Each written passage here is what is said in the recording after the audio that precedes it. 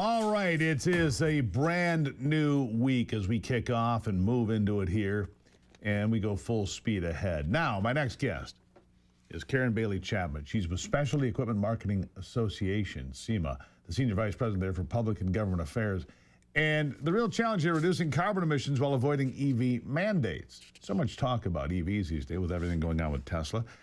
Karen, welcome to the program. Thanks for having me. Good morning, Steve. Glad to have you here. So attacking carbon emissions using innovation, not government mandates, which we need to get rid of. What does the Specialty Equipment Marketing Association do? What are you calling for?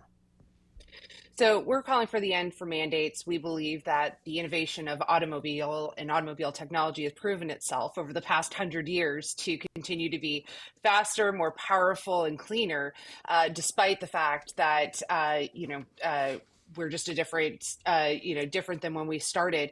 But we actually are the aftermarket industry. And so everything you do to your vehicle after you've purchased it. And so what that allows for is that it gives you higher engine performance, or you want to style or customize your vehicle, to something that's more personal to you.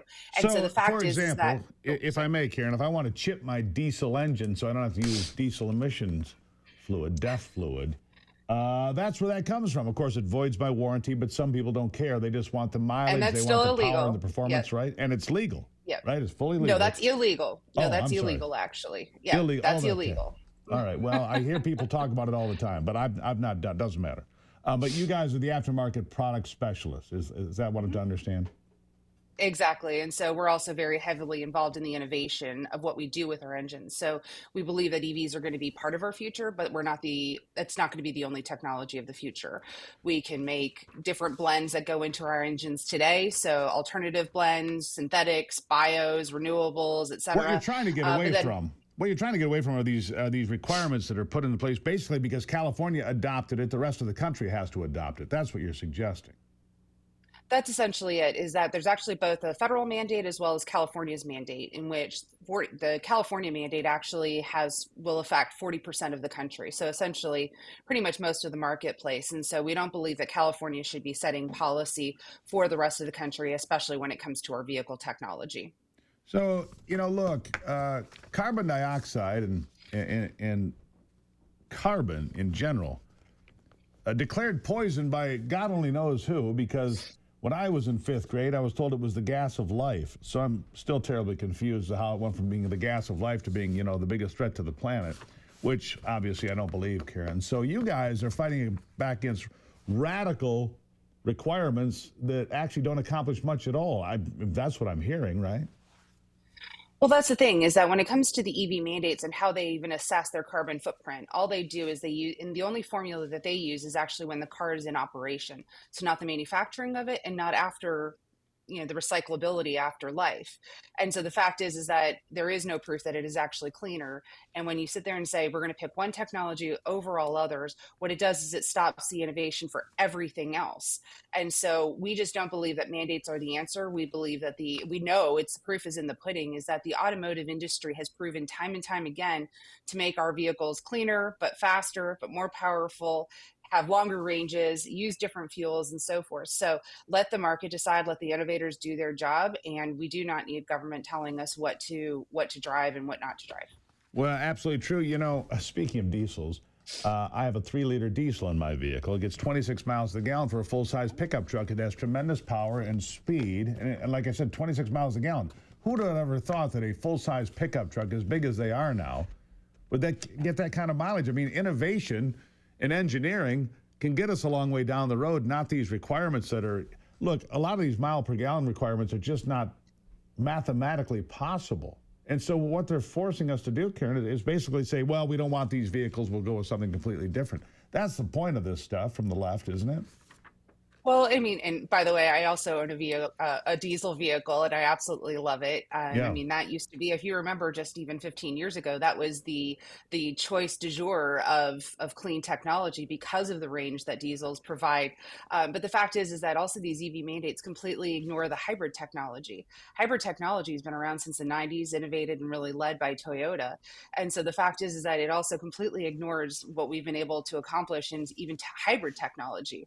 So you have that that combination of both battery and gasoline. So again, it's just sort of these arbitrary mandates because somebody, I don't know, had a good idea. And it's sort of like kids, like a young kid's soccer game where all the kids, they don't play a zone defense, they just all run to the ball at the same time. And so I think when you look at vehicle technology and lowering our carbon emissions, if that's the goal, is the fact is that it has to be a strategy that employs all technologies, not just one because somebody told us that's the one to go for. Yeah, it is time. Look, innovation, you're exactly right. Look, electric vehicles were tried a century ago. You know, we had we had the Stanley steamer. You know, we had steam-powered cars. It didn't survive the marketplace, right? These are things that were discredited by the marketplace. And we continue to create better vehicles. Look, the consumer wants a vehicle that gets 50 miles to the gallon or 100. Yep. And you're right. Toyota has been on the cutting edge of innovation with hybrid vehicles for 15 years, maybe longer, but at least 15 years.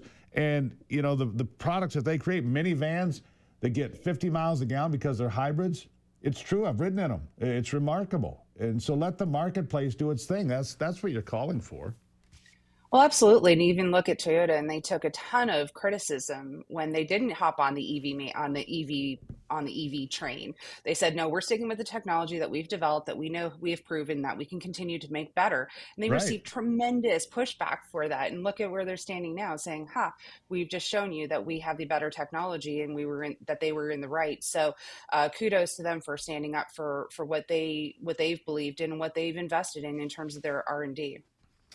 Do you think the other companies will catch up? I mean, I made this comment, I made this prediction.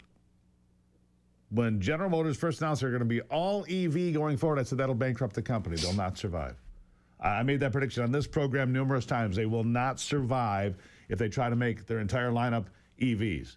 Well, they've reversed field now, but how many billions of dollars has General Motors lost? Has Ford Motor Company lost? Have other manufacturers lost? Billions of dollars because of this folly of EVs, right?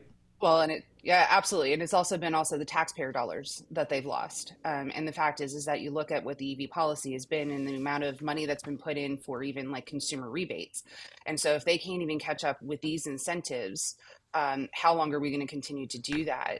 We're agnostic on that issue, but the fact is, the question is. Do you think Congress will have the courage to repeal this EPA mandate? Will Congress have the courage? Do they have the votes? I'll give you the last word. Look, the Republicans are in charge. If not now, it'll be never.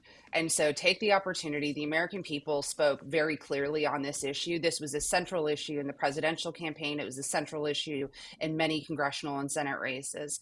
If not now, it'll be never. And so I really do hope that they have the courage to go ahead and repeal this once and for all, and also to put California into its place, because California has continued to overreach, and it's time for Congress to step in and say, no, California, you were given your piece for your state, not for you to impact the rest of the country. Karen Bailey Chapman, Specialty Equipment Market Association Senior VP, Republican Government Affairs. Thank you for being here. I really appreciate it. Great conversation. Thanks for having me, Steve. All right, there you have it. I'll take a break and be back. It's the Steve Gruber Show. Glad to see you on this Monday. I'll be back.